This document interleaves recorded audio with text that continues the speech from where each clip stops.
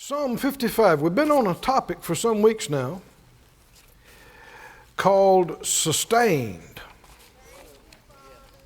Sustained.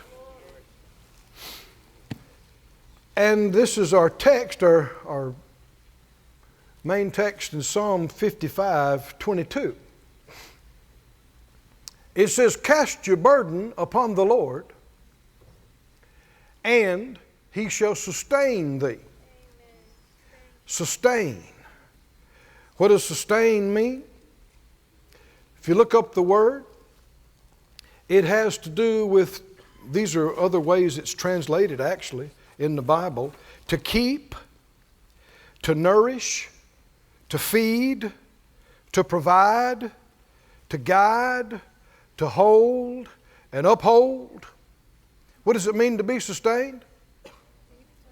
We might say today, keep. He keeps me, and He takes care of me. He holds on to me. He continually supplies me, right? Looks out for me, takes care of me. When you're sustained of the Lord, like we shouted about last week, you're set for life. Set for life. Now, if you didn't hear that, you ought to get it. Reminds me of my grandma. She's in heaven now. Really good cook. And I don't mean, there was no instant anything. She had never had a microwave. And she'd start from scratch. Pans and flour and skillets. And so she'd be cooking on something half a day. I can see her standing in front of the stove now, and she'd go, that is good if I did make it myself.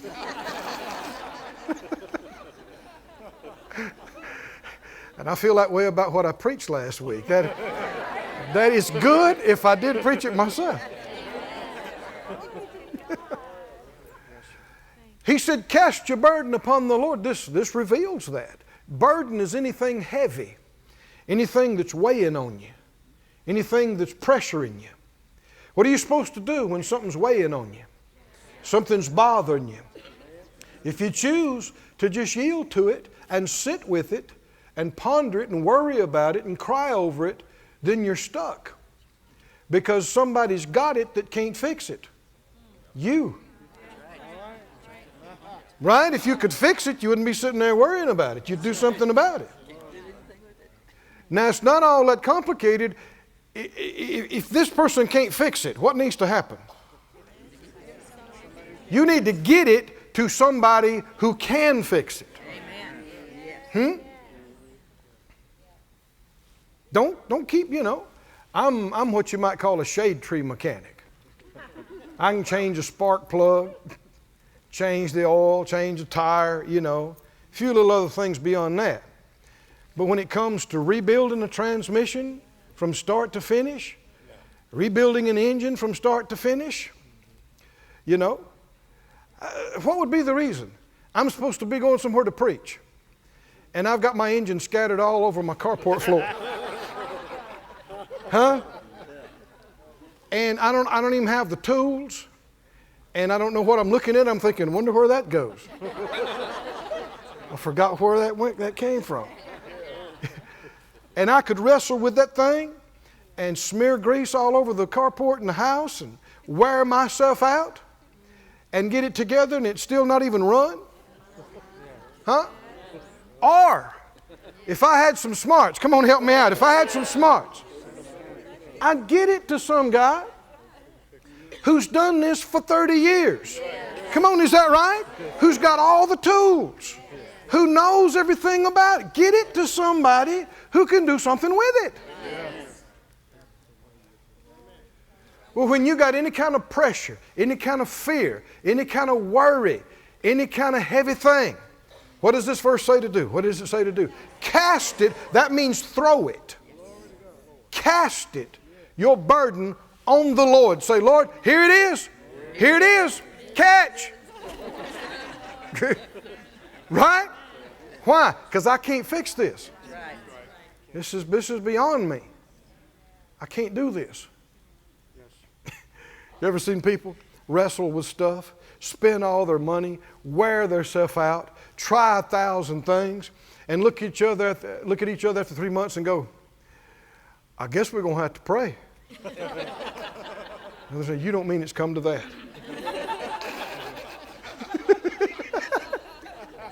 I mean, I think a lot of folks are way too slow to admit, I can't fix this. That's right. That's right. We could save ourselves so much heartache and pain and problems and wear and loss if we just early on go, this is a job for super God. I got to get rid of this quickly. I got to get this out of my hands. Right? Yes. Because I'm not super God. And I can't do this. But He can. And if you'll throw that burden on Him, what did He say He would do? What did He say? He said, He shall sustain you.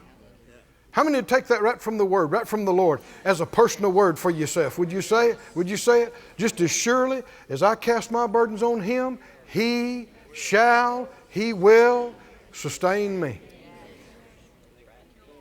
Go to Psalm 91. We've looked at this repeatedly. Psalm 91, the first verse. Psalm 91:1 said, He that dwells in the secret place of the Most High shall abide under the shadow of the Almighty. And if you skip to the last verse, verse 16,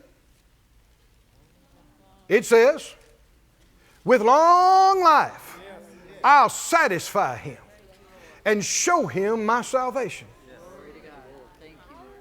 How'd you get there?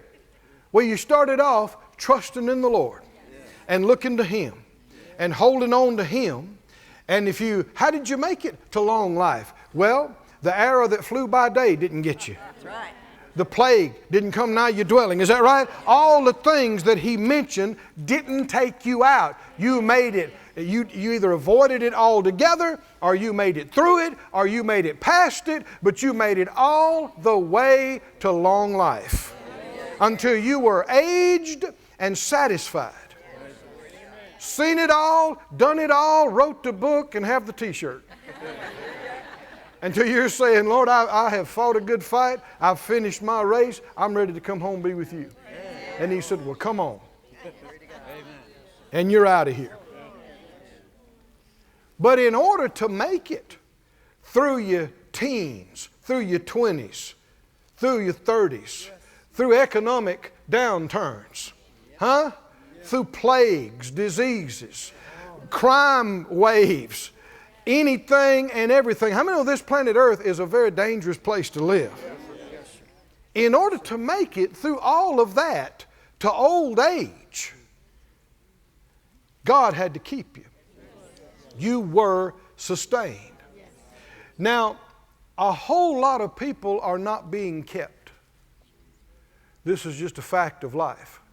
People are perishing way too young, too early, wrong. Did you know there's a right way to die and a wrong way to die? Yeah, we could show you scriptures on it. Did you know there's a right season to die and a wrong season to die? You can die too young. You can die early. I know a lot of people say things contrary to that. Say they're looking at the casket with a 14-year-old in there and say, well, you know, it was their time to die. We don't know why. God just chose this and God. No, it's just not true. I know people say it everywhere, but it's not true. It's not true. That doesn't mean He didn't love them. That didn't mean they didn't make heaven. But they were robbed of life they should have had down here. And don't say it was God's perfect will for them to be robbed of those years. Because it wasn't. Whether it's me or you or whoever it is. How many believe the Bible reveals the will of God? Are we reading some will of God right here in verse 16? Come on, tell me what the will of God is. Will of God is. With long life. Is that for everybody or just a few hand-picked few? God's no respecter of persons. With long life I will satisfy him. Him being who? If you back up and read the previous part of the Psalm 91, you'll find out why not everybody's making it that far, because very few people will stand up and boldly say, it may happen to 1,000 over here, it may happen to 10,000 over here, but it won't happen to me. God's keeping me. He's kept me this far, He'll take me all the way. Very few, percentage-wise, church-going people would dare to say that. They'd say, wow, you just never know. We all hope we make it, but you just never know what God's going to do. Well, you can know He's going to do what He said He would do in His Word.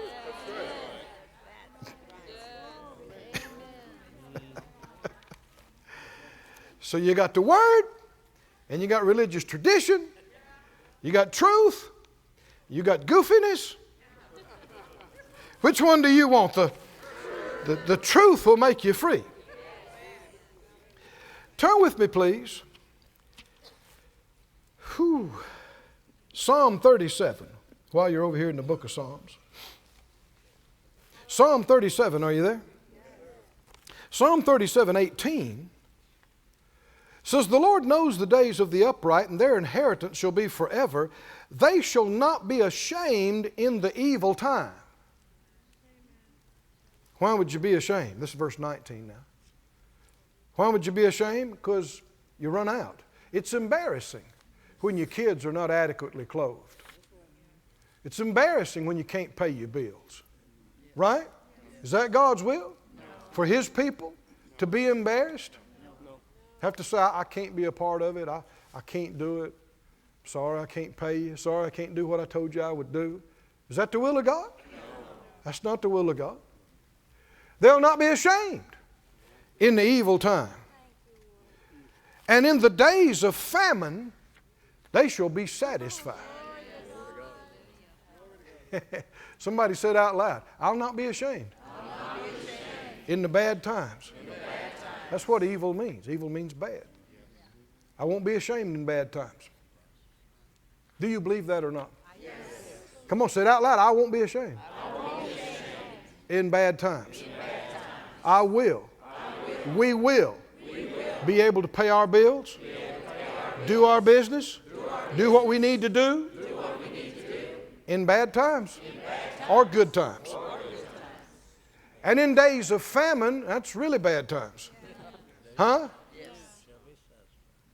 In days of famine, there's a lot of people not making it.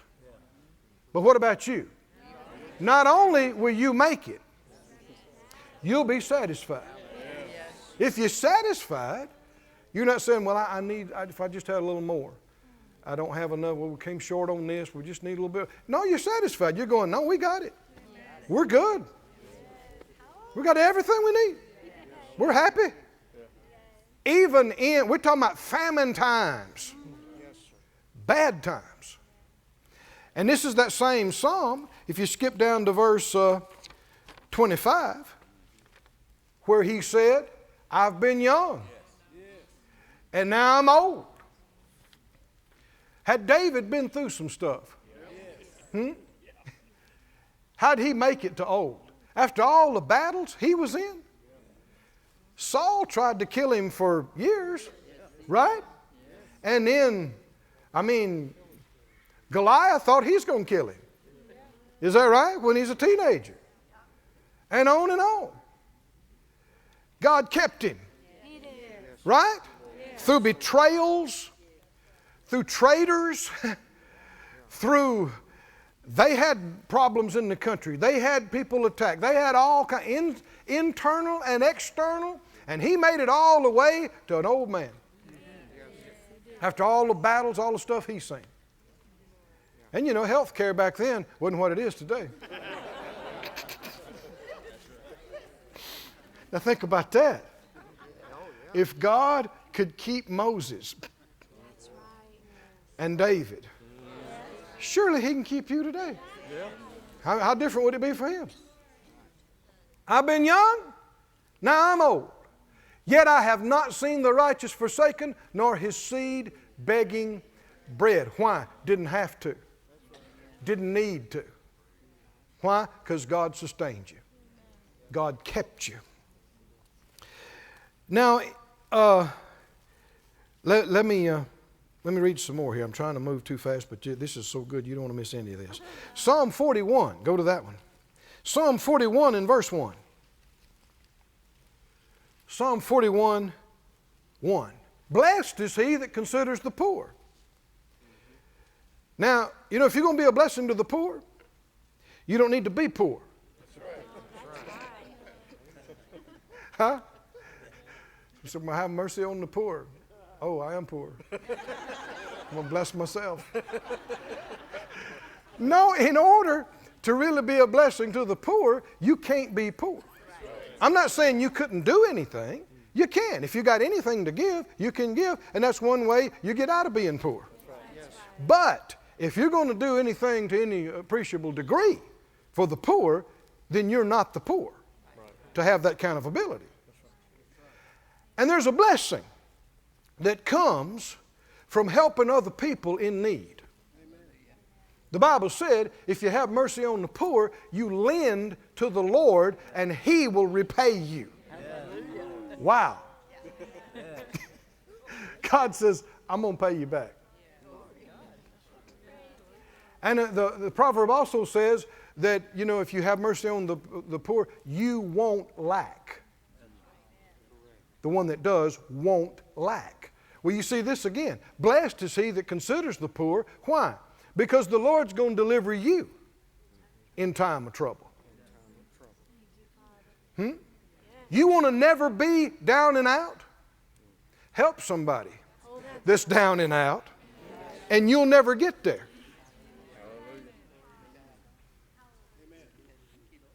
Blessed is he that considers the poor. Why? Because one day he'll be down and out too. No, the Lord's going to deliver him. Even in times of famine and in times of trouble, keep reading. The Lord will do what? He'll preserve him and keep him alive.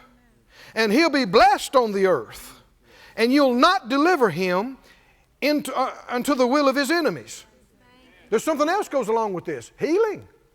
Verse 3, the Lord will strengthen him on the bed of languishing. And you'll make all his bed in his sickness. Now what that means is what you saw in the ministry of Jesus. People came in on the bed and the bed went out on them. Yes. Glory to God. That's what he means when we're talking about making your bed.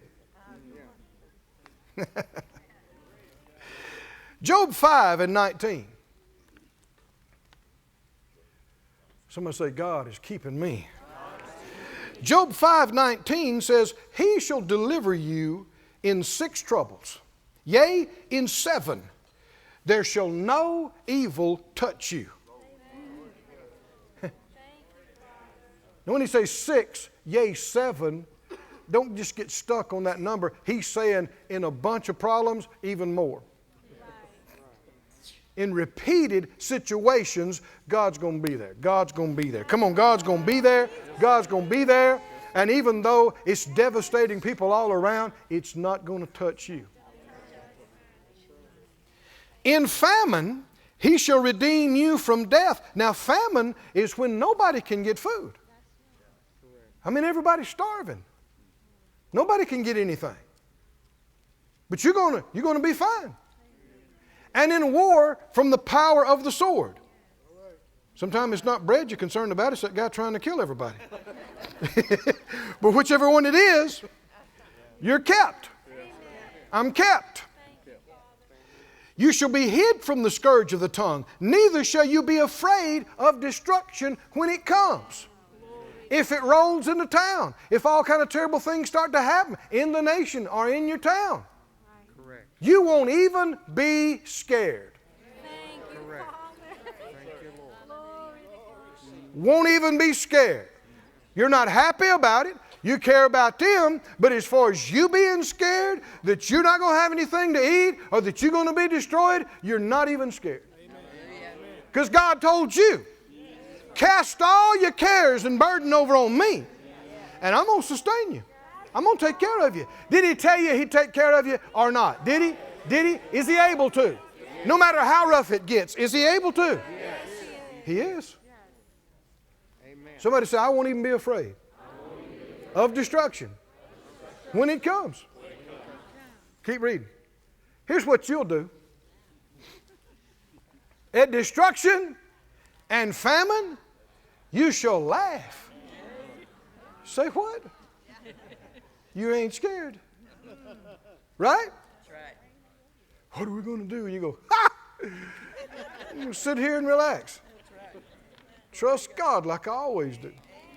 What are we going to do? What are we going to do? What are we going to do? What are we going to do? What are we going to do? We're going to be fine. God's keeping us. He brought us this far. He'll take us the rest of the way. Hallelujah. We'll be fed. We'll be kept. We'll be clothed. We'll be housed. Us and our kids and our grandkids. Come on, are you listening to me? We're going to be fine. Why? He keeps us.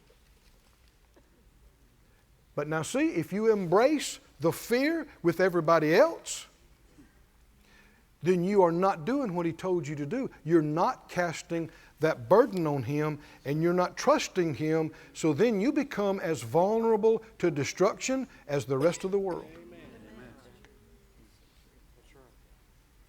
Somebody say, I'm going to trust Him. Now, go with me to 1 Kings, please. 1 Kings. We looked last week at what we just talking about right now, about trusting Him and what a big factor that is. But trusting Him is more than words. Trusting Him, if you really trust Him, you'll do what He tells you to do. You will say, I trust you. And you will talk faith when faced with adversity. But that's not all there is to it. If you talk a good talk, but when He tells you to do something, you won't do it, you just proved you don't really trust Him, no matter what you're saying. Faith without actions is dead. It produces no results. So yeah, you got to trust Him, but that trust is revealed in word and deed, and in action, we're saying. So this is such a tremendous example we're about to look at. Most of you know it, you're familiar with it. But let's read and spend some time here in 1 Kings 17 to see how God supernaturally, faithfully, spectacularly sustained His man and His people through the worst of times. Amen. Through drought, through famine. Can He still do it today? Yes.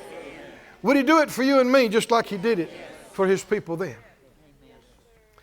1 Kings 17 verse 1.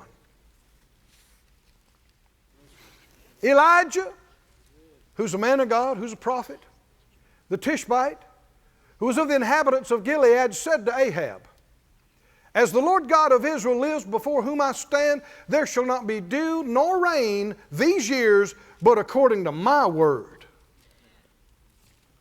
You know, this reads different than a lot of people think it does. He said, when I say it does. It's going to rain when I say it does. Now, you know, most folks would never have that happen because they would never believe that. And they would never say anything like that. Hear how quiet it got. Let me give you some scripture. You like scripture, don't you? What happened to me here? James 5, don't turn there, but they'll put it up on the screen. James 5:17 says, Elijah was a man subject to like passions as we are, and he prayed earnestly that it might not rain, and it rained not on the earth by the space of 3 years and 6 months, and he prayed again, and the heaven gave rain, and the earth brought forth her fruit. It was initiated, both the drought and the rain, by his praying. And he got that in his heart and his spirit. He said, it'll rain when I say it does, according to my word. In Revelation 11:6, it tells of another time. This is going to happen just like this. It talks about the two witnesses and the prophets. It says they have power. This is Revelation 11:6. They have power to shut heaven, that it rain not in the days of their prophecy. Who has the power? They do. They believe it. They say it. It happened. Just thought I'd mention that to you. 1 Kings 17. Let's go back to it. So when he said that, verse 2, 1 Kings 17, 2, the word of the Lord came to him saying, keep going, let's read the next couple of verses here. Get thee hence. Give me some Arkansas translation of that.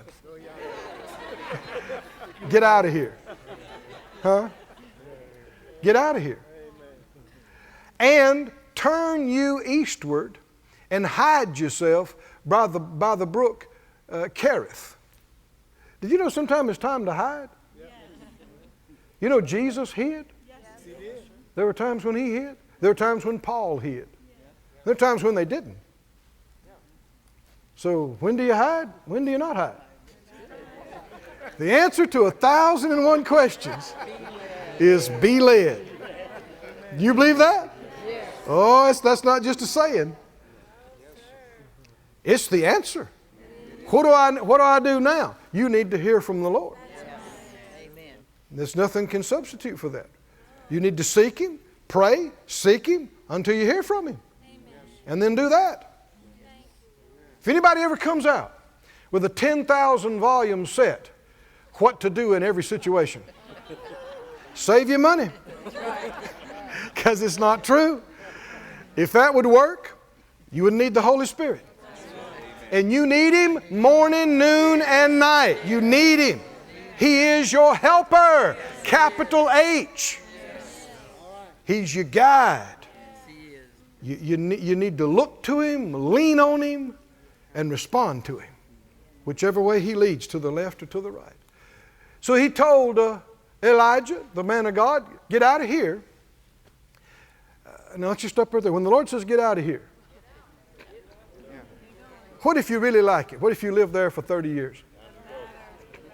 You better get going. What if you grew up there and you're third generation and all your memories are there? Mama and them, aunt and uncle and everybody.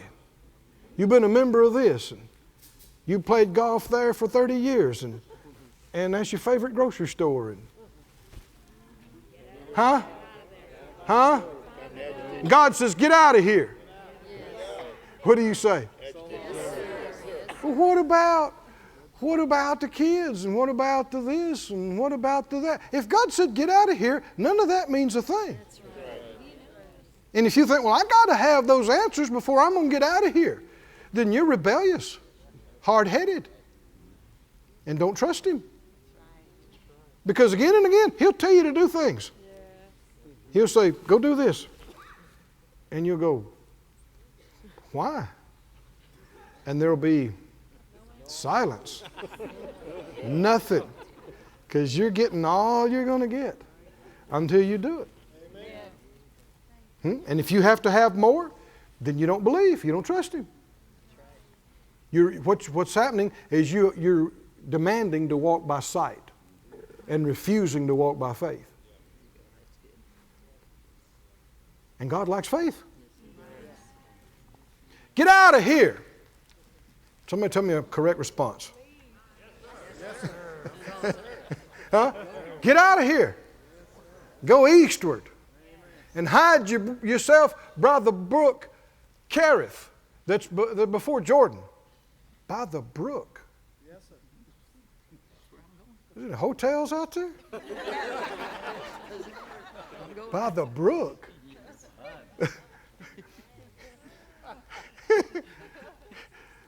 But I don't like to camp out.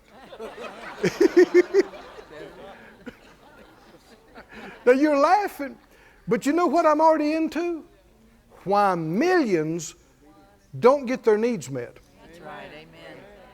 Yes. Why millions are not kept. Why they perish in hard times.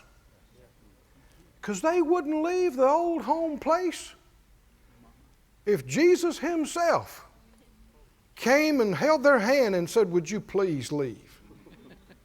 They're not going to do it. They wouldn't go out without a full map of what's going to happen and who we're going to meet and how it's going to come from and how the money's going to work out and the math, unless you can show them a 3-year plan. No way, no how. They're not leaving. They're not going. And so because of fear, they will cling to what they know, and it will slip through their fingers. And they perish. So I'm talking about good people, good Christian people that love the Lord, but lack the faith to do what He told them to do. Do you want to be kept through every downturn, through every drought, through every famine? Come on, are you listening? Do you want to be kept? Then here's what you got to do. You got to hear from God. And you got to do what He tells you to do. If He says, get out of here, what do? Get out of here. And don't let it take you 3 years to make up your mind. And if He says, go to the brook. Now come on, put yourself in Elijah's place. Why go to the brook? There's nothing there. Why go to the brook? Do you think in 10,000, no, 100,000, 1,000,000 years, Elijah could figure out what God's going to do next? No. Have you read this passage? Would you have ever guessed in 1,000,000 years? No. How's God going to meet my needs? Next. Keep reading.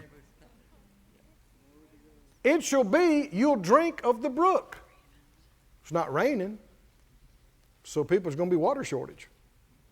And God is directing you to a supply of water. Amen.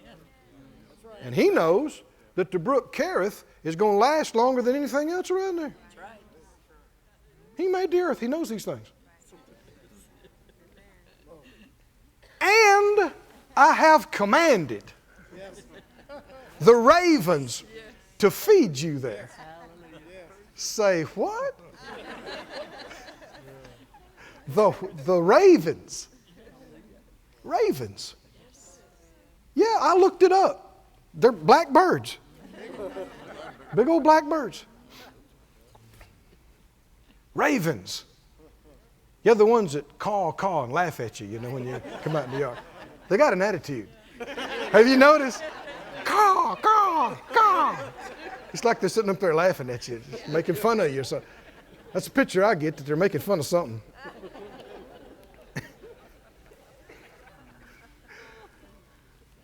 But God says, I'm going to feed you through the ravens at the brook. Now here's a very important phrase. I have commanded the ravens to feed you. Tell me the last word. Tell me the last word. There. Where are you going to eat? There. Where are you going to have plenty of water? There. Where are you going to have food? There.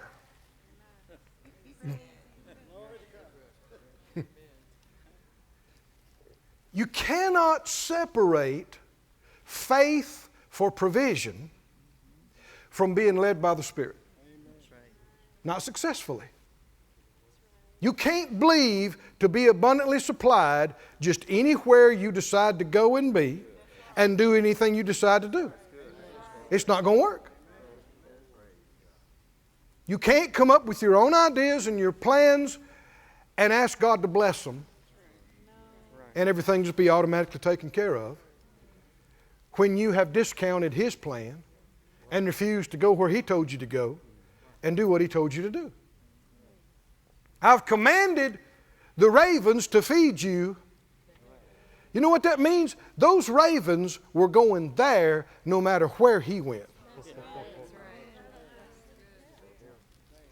Wonder how many of the provisions of God were at the right place at the right time, but there was nobody there to pick it up and receive it.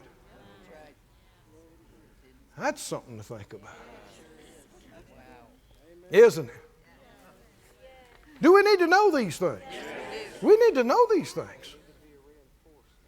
If Jesus is your Lord, you can't just do anything you want to, anywhere you want to do it, and be okay. If He's your Lord, what does that mean? That means He tells you what to do, where, with whom, how, when. Is Jesus your Lord? Then we should check in with Him on everything. Shouldn't we? We should ask Him about everything. Where am I supposed to be? What church am I supposed to be in? Where am I supposed to work? Where am I supposed to live? What am I supposed to do?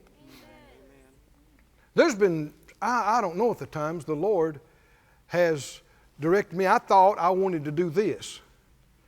And He dealt with me to do something else. And I thought, I wanted to do that.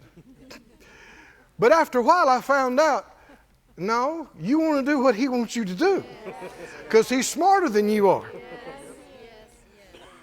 Sadly, there was a few things I insisted on doing, and He let me do them. And after a few years of that, I got out on the floor and put my nose in the carpet and said, God, I don't want you to let me do stuff no more. I want to do what you want me to do. Is He smarter than you? Come on, is He? And you got to say like Jesus said, I delight to do Thy will, O God. It's a choice. It's an act of your will. And you can change just like that.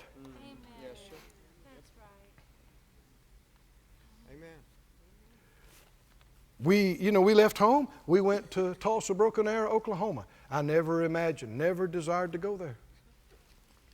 We came here to Branson. Never crossed my mind to come to Branson and start a church. We've started one now in Sarasota. Never crossed my mind to start a church there. Amen. And people say, well, there's all kind of places. What about this? People have asked me, did you check out the demographics? No, on purpose. You check where you have the most partners? I don't want to know. Don't tell me. Check out where's the most affluent place and who's got the most money. I don't care how much they got. Don't mean they're going to give any to you. What does that mean? You know where the Lord would raise up a church like this? He's doing this all over the world. You know why the Lord sent this church to Branson? Why the Lord sent the church to Sarasota with us? He knew you would value it. That's why. He knew it would mean something to you. You would appreciate it. You would embrace it. You would work. You would sow. You would believe. You would come. You would honor Him. Hallelujah. That's why. That's why here. There's a lot of places they might have some things going for them, but the truth is they despise these things. They could care less. And so they don't have it. And they won't get it until that changes. We're blessed. Oh, somebody say we're blessed. We're blessed. We're blessed. He used the ravens. Keep reading. Somebody say it again. He commanded the ravens to feed him there. Did you get that one word? There. Where's the provision coming? There. If you're smart, where will you go? There. Because that's where the provision is, where He told you to go. You could spend the rest of the night on that, couldn't you? So he went and did according to the word of the Lord, and that's why the boy's in the book. That's why we're talking about it tonight all these years later. He did it. He went and dwelt by the brook Cherith, that's before Jordan, camping out. Main prophet to the known world at that time, I guess. Elijah, he's the man. Out there camping out by the creek. Why? If anybody came out and said, what you doing out here, man of God? Lord told me to come here. I'm here. And the ravens. Oh, is God something else? The ravens brought him bread and flesh in the morning. And he didn't just eat once a day. and bread and flesh in the evening. Now you can get by, especially in everybody else starving to death, you can get by on one meal a day. You can get by on one meal every 3 days. Huh? God's feeding the boy twice a day. Twice a day. And all the good clear water he can drink. Come on, are you listening? And not just one thing. The boy's got bread and meat. He's eating meat and bread. How many know in times of famine, to get one or the other would be amazing.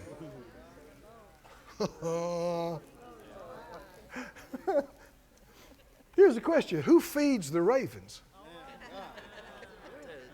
I mean, the New Testament, Jesus said, consider the ravens. What's he saying? They don't work. They don't punch a clock. That's what they're laughing about. They're looking at you. I just got that right now. I just realized that's what they're laughing about. They're watching you and me work. They're watching us sweat. No wonder they're cutting up so much about it. They don't punch a clock. They pay no taxes, no rent, no electric bill. And they're watching us working away, sweating with our brow, and they're going, ha, ha, ha, ha, ha, ha. Don't you issues like us? What do? We hang out on the fence, chat, play, dive bombing runs. Just wait next time you wash your windshield.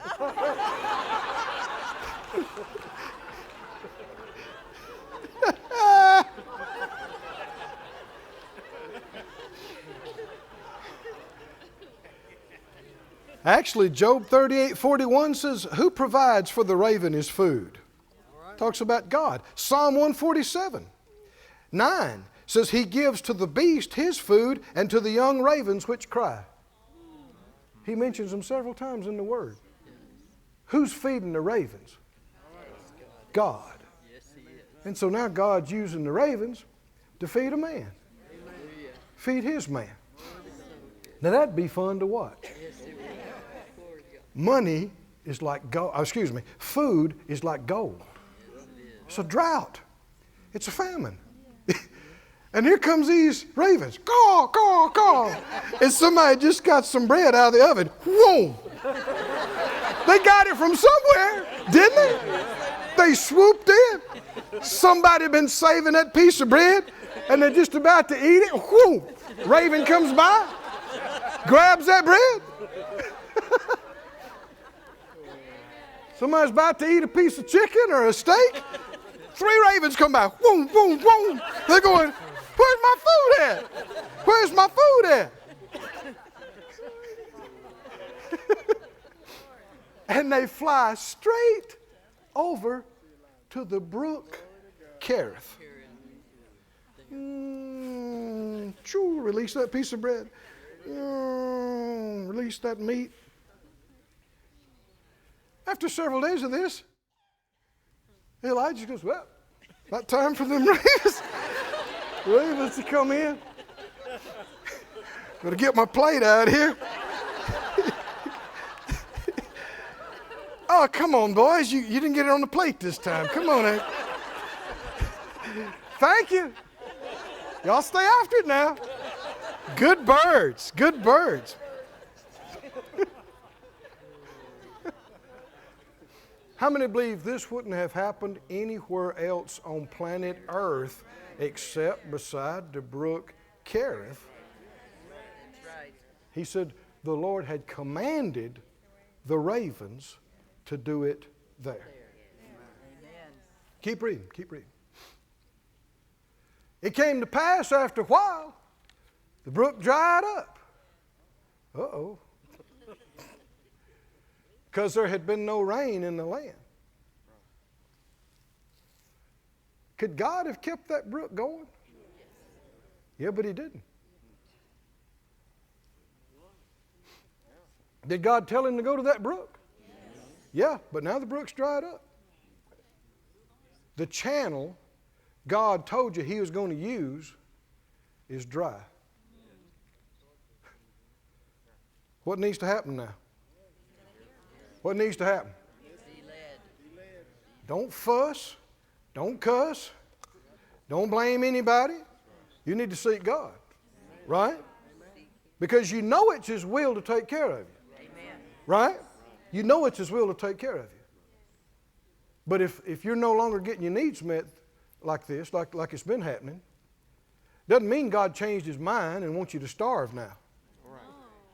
Right? I want you to change direction. You know, some folks, he's a preacher. Some folks would have started a Cherith Brook Evangelistic Association.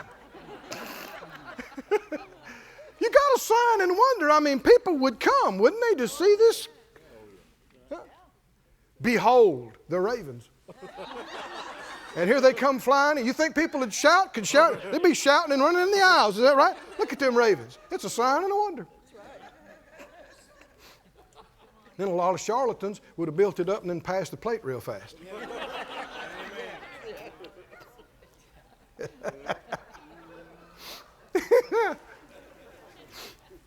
That's another sermon.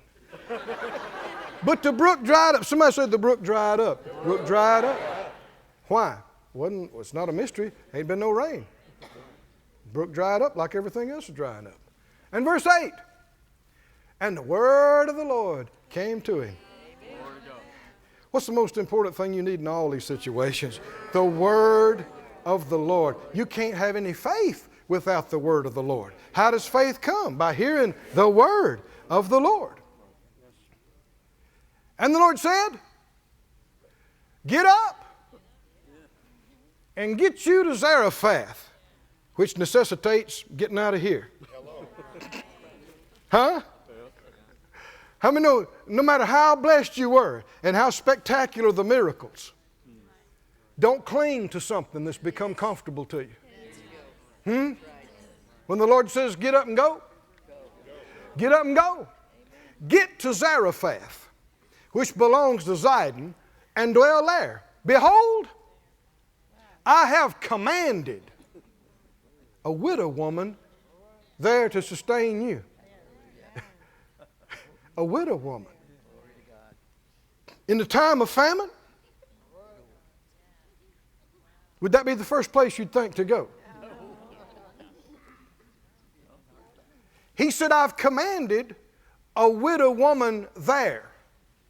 There's that word again. There to sustain you. So we know His provision now for this next phase of life and ministry. He needs to be here. Glory to God. You know, I've been in the ministry, Phyllis and I've been in the ministry long enough now I can look back and see these things. Every time we did what He told us to do, and a lot of times it was associated with launching a project for this building or for this thing. When you went there and you did that, here came money and lots of it. You'd have never seen that if you hadn't done that. If you'd have been too scared to step out. And the thing is, you know, what's going through Elijah's mind? Ravens are going to bring me food by the brook. You never heard of it. Now, we've heard of it. We read about it. He'd never heard of it before. Even now, haven't heard about it. There's all kind of people who would not believe this. I believe it. You believe it? I believe it happened exactly like this. I've commanded a widow woman there to sustain you. Is God taking care of His man? Even in times of famine, even in hard times, bad times, is He taking care of His man? Keep going. So he arose, went to Zarephath. Smart man, this Elijah. When he came to the gate of the city, he just got there. Behold, the widow woman was where? There. He just got there, coming through the gate. And she just happens to be there. And God said He commanded her there to take care of him there. She's gathering some sticks. Does she look the picture of affluence? She's out picking up sticks. Rich people don't do that. They have people that do that. And he called to her.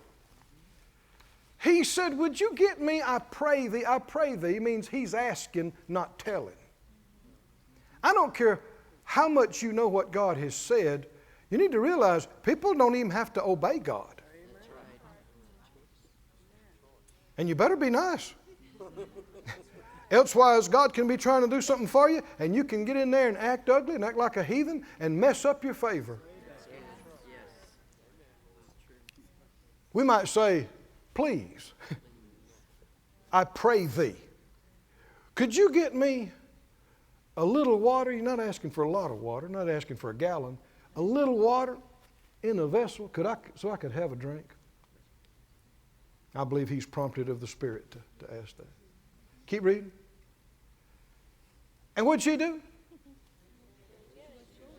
She went and got it. Water? The brook's dried up. Water's precious around here. What'd she do?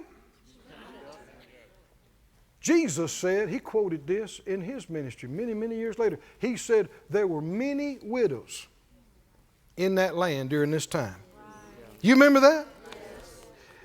And to none of them was Elijah sent, except this woman right here. Let me read that to you in Luke 4:22. Don't turn there, they'll put it up on the screen. All bare him witness and wondered at the gracious words which proceeded out of Jesus' mouth. And they said, is not this Joseph's son? Luke 4:23. He said, you'll surely say to me this proverb, physician, heal yourself. Whatever we've heard done in Capernaum, do here in your country. And he said, verily I say to you, no prophet is accepted in his own country. Now think about this. Why didn't the Lord send Elijah to his own country? His own folks, his own people. Why is he over here at this little town with a widow woman? This is what we've just been talking about. Why Branson? It's not just about geographic location. It's not just about who's the most affluent, who's got the most. It's about who loves God enough, respects the things of God enough. Come on, are you listening? Trust Him enough to actually do what He tells them to do. And the sad thing is there are millions on the planet will not do it. They don't respect it enough. They don't believe in it enough. No matter what He might tell them, they're not going to do it. Which is why He winds up here. He says, keep reading, verse 25. I tell you the truth. Many widows were in Israel in the days of Elias, that means Elijah, when the heaven was shut up 3 years and 6 months. How many know 3 years and 6 months things could get bad? I mean, these are 3 crop cycle seasons where nobody made a crop. Nothing's going. I mean, with no water, livestock's going to die. I mean, this in 3 years and a half, it's going to get really, really bad. Great famine was throughout all the land. What did the Lord say? There were many widows in Israel. Keep reading. But unto none of them was Elijah sent, save unto Zarephath, a city of Zidon, to a woman that was a widow. This is what we've been referring to repeatedly. Many people are not being kept. Many people are not having their needs met. Even many of God's people, believers, at least believers in Jesus as their Savior, and churchgoers. We need to take a good, cold, hard look at this. Did a lot of widows perish in Israel during that time? Did them, and if they had any kids, did they not eat? Did they go hungry? Maybe people starved. Huh? And Israel is God's people. Right? And here's God's man, His prophet to His people and to the nation. He's not going to send His man to one of His own people, widows. Is God fair? Is God good? Why did He send him over here? If you keep reading this, you'll see why. He's saying the prophet's not accepted. in his own hometown or country, his own house. Why? Not believed in. Why did this woman do what she did? We know God had dealt with her. Before the man of God got there, he said, I've commanded her. Now, we don't know exactly. I'm sure she didn't know all the story. I just know how God works. Come on, do you? But he did something in her that when this man shows up, if she didn't know him, she recognized this is a man of God. Right? She began to put it together, what God had dealt with her. And when he asked for some water, what'd she do? She didn't argue. She didn't fuss. She goes and gets the man some. That's right. And that's all you need to know as to why he sent her to her. And what the Lord is saying is those many widows that were hurting in Israel, so many of them would not have done that. Because they didn't respect it enough. Didn't believe in it enough. They'd have been too scared. It's a time of famine. 3.5 years. Everybody's starving. They would have clung to the little bit they had. Too afraid. Keep reading. In 1 Kings there. As she was going to fetch it. So she's going. She has faith. How do we know? She's doing it. He called to her. He said, where are you going? Could you bring me, I pray thee. He's not telling. He's asking. Could you, please, get me just a little morsel of bread? How many know this is like asking for gold? This, right? In a famine? Could you give me just a little bread in your hand? How many? We're not talking about a big piece. It fits in the palm of a woman's hand, widow's hand. Just a bite. We'd say morsel means bite in Missouri. Could you give me a bite? Just a bite. Keep reading. She said, as the Lord your God lives. So she knows he's a man of God. I don't have a cake. I wish I could give you a piece off the cake. I don't have a cake of bread. I got a handful of meal in a barrel. We'd say the barrel, we'd call it empty. Right? If you scrape up what's left in the bottom, you can get a handful of meal in the barrel. And I got a little bit of oil in the cruse. And what I was doing out here getting these sticks is I'm going to go in and fix it for me and my boy. And we're going to eat it. That's going to be our last meal. And then I guess we're going to die. Is she exaggerating? No. Oh, this is how it is. It's not just this way with her. According to Jesus, it was that way with many other widows in the country of Israel. And Elijah said to her, what did he say? Fear not. That's the big one, isn't it? Don't be afraid. When the Lord says, cast all your burden on me, don't you have to fear not to do that? That's what this is about. Are you going to fear or are you going to trust? Are you going to be too paralyzed to move or are you going to do what he said? Will you sow when he tells you to sow? When you go when he tells you to go? If you won't, then he can't keep you like he wants to. It wouldn't be fair to all the other people perishing. If he's going to keep you when you won't listen to him and won't do what he tells you to do, he's unjust in not keeping everybody else that don't even believe in him. Whether you think it's fair or not, he's fair. He's completely fair and good.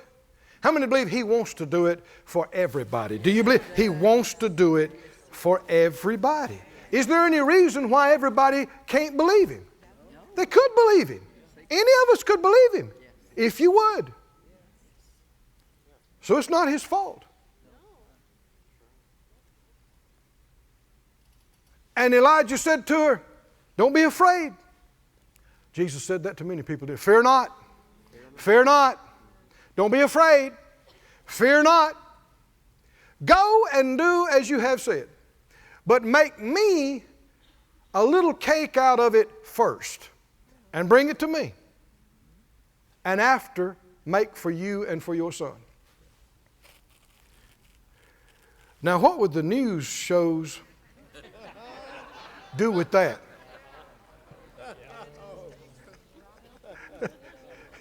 Prosperity preacher steals food out of dying child's mouth. Huh? What could the media do with that? Could they spin that or not?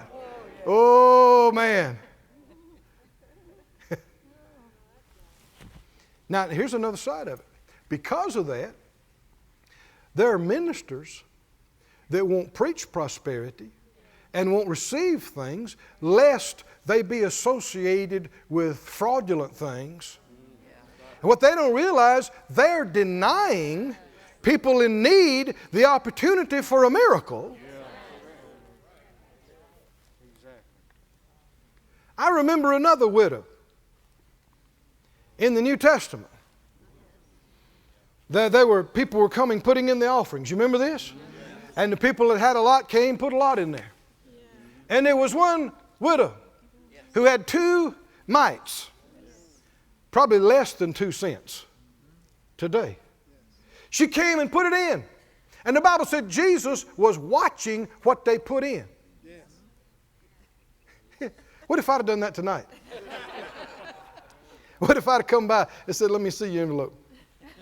Okay, let me see your check.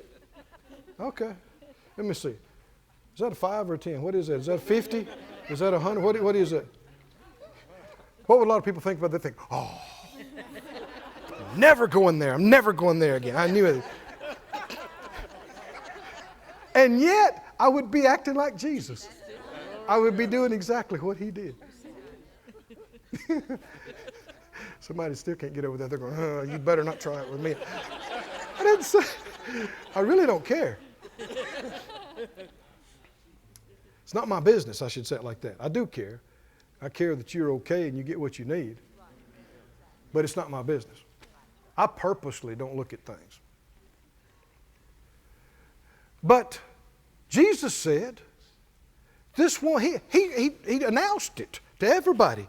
And he said, this woman has given more than you all. Because she gave everything she had. Now, if, as some people preach, if what they preach is right, she shouldn't have given at all. And if what they preach about Jesus is true, he'd have got up and said, no, dear, no, no, no. Put those back in your purse. And all you rich guys, you give her some of your money. You do it right now.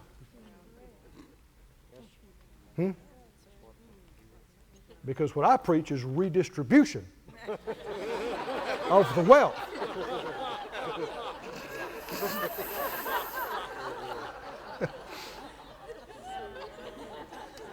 He let her give it and made a big deal out of it and left her money in the offering. Come on, are you listening? Did he? Did he? If anybody should be exempt from giving, it should be a starving widow and her child. If anybody should be exempt from putting anything in the offering, it should be a widow with 2 cents, 2 pennies. And there are people all over the place, church-going people and preachers, that would say, yeah, that's right. No, you don't need to give anything. You're in need. No, honey, that's how you get out of need. That's how you get out of trouble. Which is why Jesus let them do it. Commanded her to do it. Come on, can you say, he didn't just let this one do it. He commanded her to do it.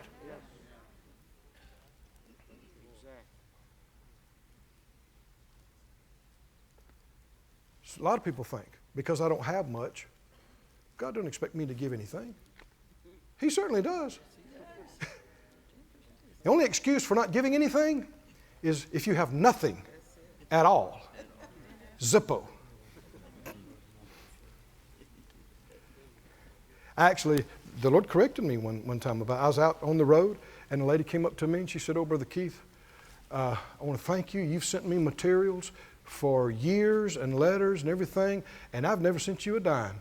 And I just, every time it comes, it's just the word that I need, and it just helps me so much." I said, "Well, I'm glad we can do it." I said, "That's all right. That's fine. You don't have to send us anything." And as I walked away, the Lord said to me, He said, "That's not all right. That's not all right. She could be a partner for $1 a month. Huh? A quarter a month, right? Who couldn't be a partner for 50 cents a month? It ain't right. It's not that they owe me anything. It's between them and the Lord. Right? But I'm saying the mentality of I don't have much, I can't do anything, God doesn't expect me to do anything, is absolutely wrong. These two widow women are examples of what we're talking about. Why is this woman in the book? Why are we still preaching about her? All these centuries later. Come on, read it. 1 Kings. Why? Verse 14. Why? He said to her, "Thus says the Lord God of Israel, the barrel of meal shall not waste." That takes faith, just like believing ravens are going to bring it. That's right. Right? Yeah. "Neither shall the cruse of oil fail." You're going to use the last bit you got. It's going to be gone. How's that going to happen? And it's not going to fail until the day the Lord sends rain on the earth. Can He sustain you? Yes. In any circumstances, yes. Any situation? Yes. Verse 15. Why is she here? What's different about her than all those hundreds or thousands of widows that were in Israel that the Lord didn't send Him to? What's different about her? She went and did it. She went and did it. What's the key to getting a miracle? Whatever He says to you, do it. Does it take faith? Oh, many a time, Phyllis and I have cleaned out our account.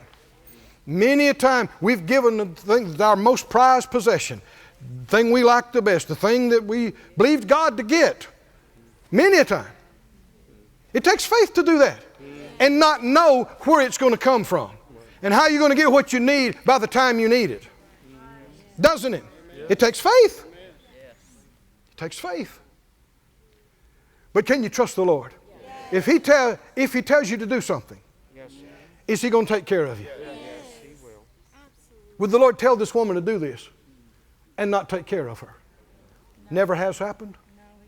Never will. She went and did it. According to the saying of Elijah. And what happened? What happened? What happened?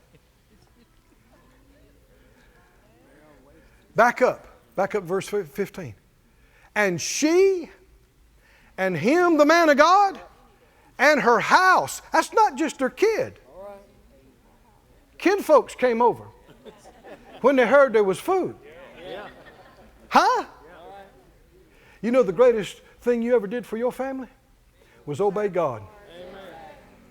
Sometimes they're the very ones try to talk you out of it, scoff at you, make fun of you, whatever. And sometimes it's hard because it seems like when you obey God, you're going this way and they're going that way. But the best thing you ever did for your family was obey God and go all the way. Because the blessing on you is going to affect them. If not today, tomorrow. And you can be in a place eventually where you can bless them and help them. And you never would have been if you'd listened to them. She went and did it. What'd she do? She made her last little cake. She took a piece of it first, before they ate, before her kid ate. Now, how many folk would have you lost them there? They'd have said, "My baby's going to eat." Preacher man.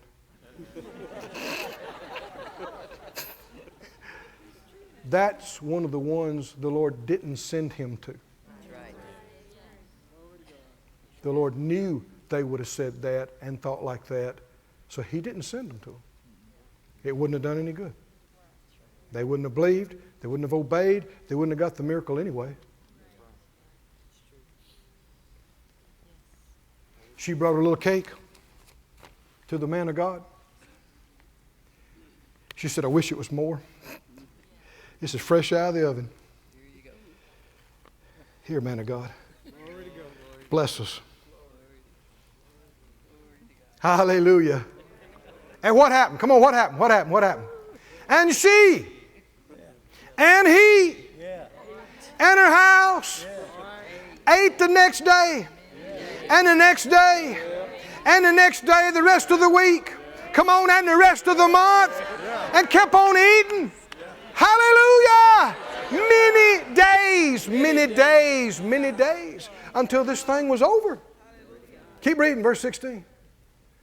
And the barrel of meal wasted not, neither did the cruse of oil fail, according to the word of the Lord, which he spoke by Elijah. How did that happen? How did that happen? They'd get the last out. You shut up the oil bottle and cover over the meal barrel. But the next morning when they came to make some more food, open it up, there's some more. Take it out. But when it came supper time, open it up, there's some more. It just never ran out. Glory to God. You know, the Lord multiplied the loaves and fishes, didn't He, on more than one occasion. He can do that kind of thing for those that'll obey. You know, that wasn't the end. Down in the 19th chapter, 1 Kings. In 19:5 says, as he lay and slept under a juniper tree, an angel touched him and said, get up and eat. And he looked, and there was a cake baked on the coals, and a cruse of water at his head. And he did eat and drink, and laid him down again, took him a nap. And the angel of the Lord came a second time, touched him, said, get up and eat, because the journey is too great for you. And he arose and did eat and drink, and went in the strength of that meat 40 days and 40 nights to Horeb, the mount of God. Angel cake is potent stuff, bro.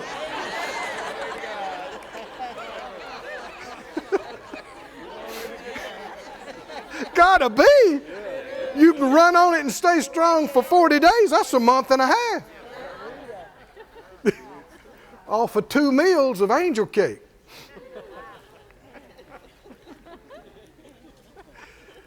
Why did God save this for us? So there's many things God has done throughout every generation in history, and most of them we don't know about and won't know about this side. Why did God have this one saved for us?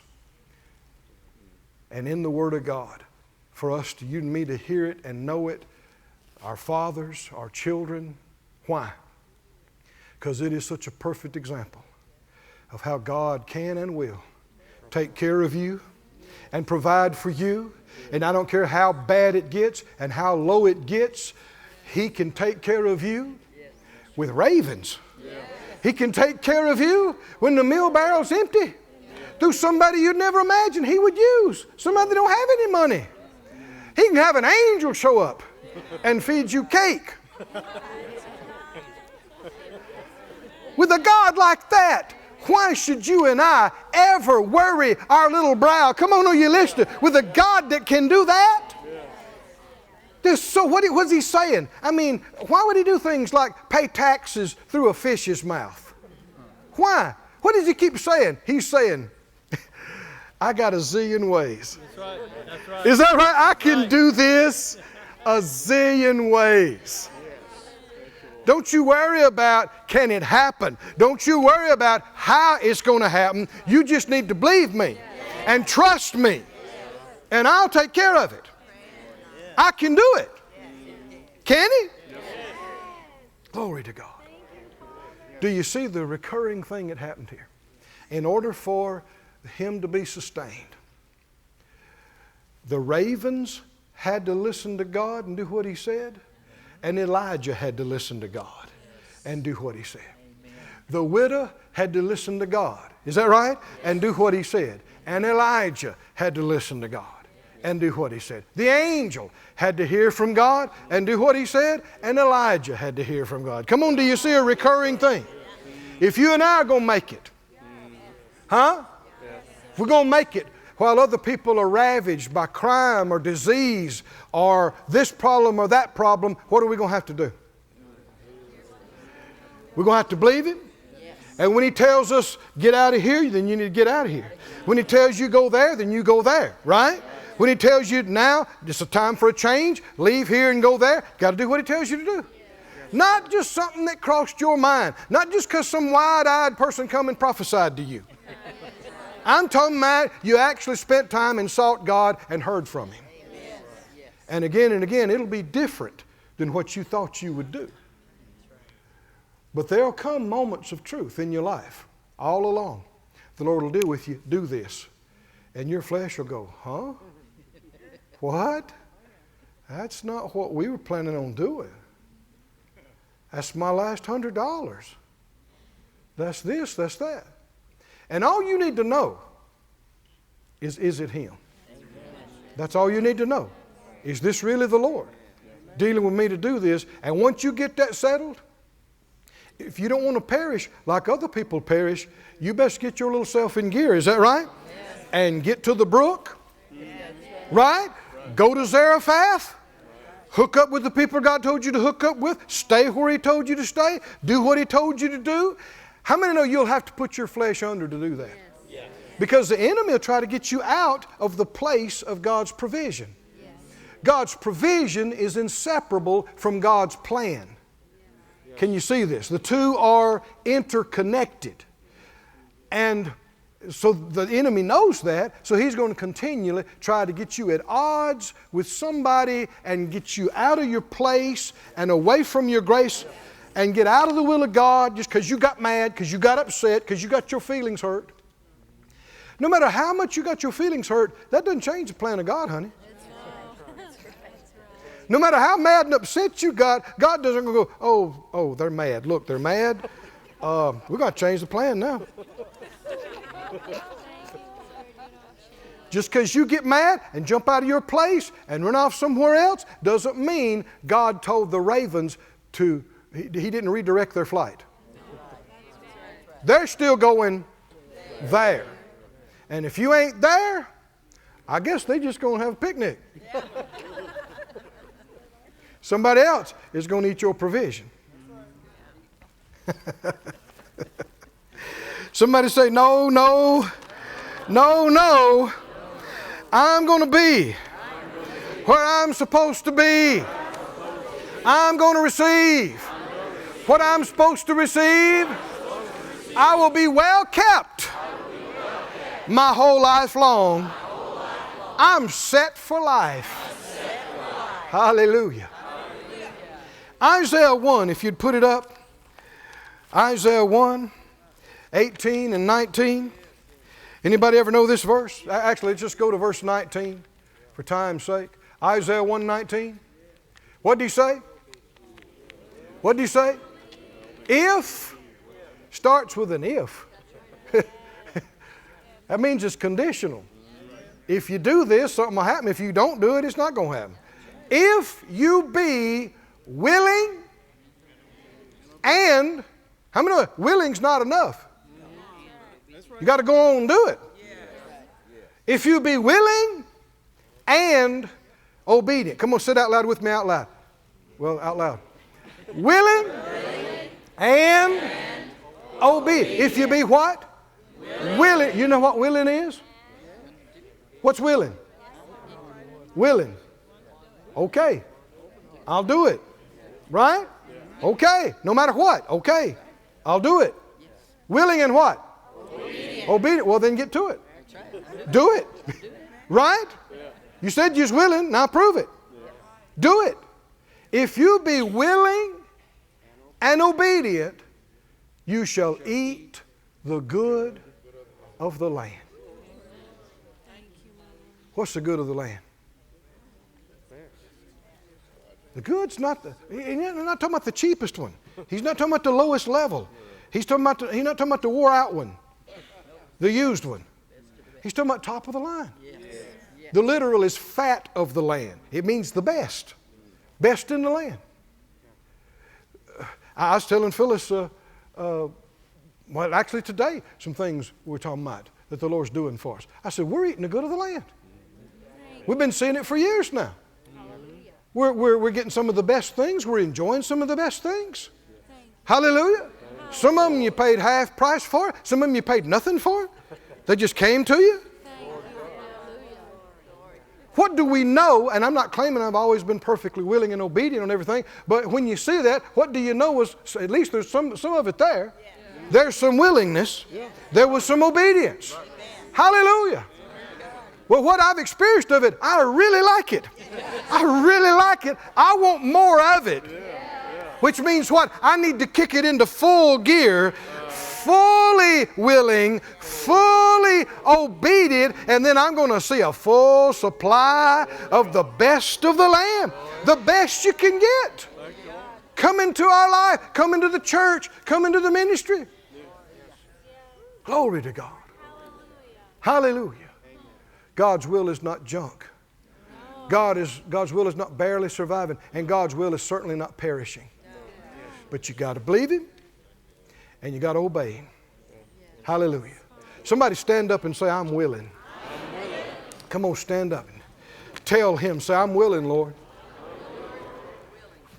Glory to God. These words don't take too long to say, but you will be tested as to whether you believe them or not. It'll come down to some things and you'll think, well, I wasn't thinking about that. But then you'll find out if you're willing. You close your eyes. Oh, thank you, Lord. Oh, thank you, Lord.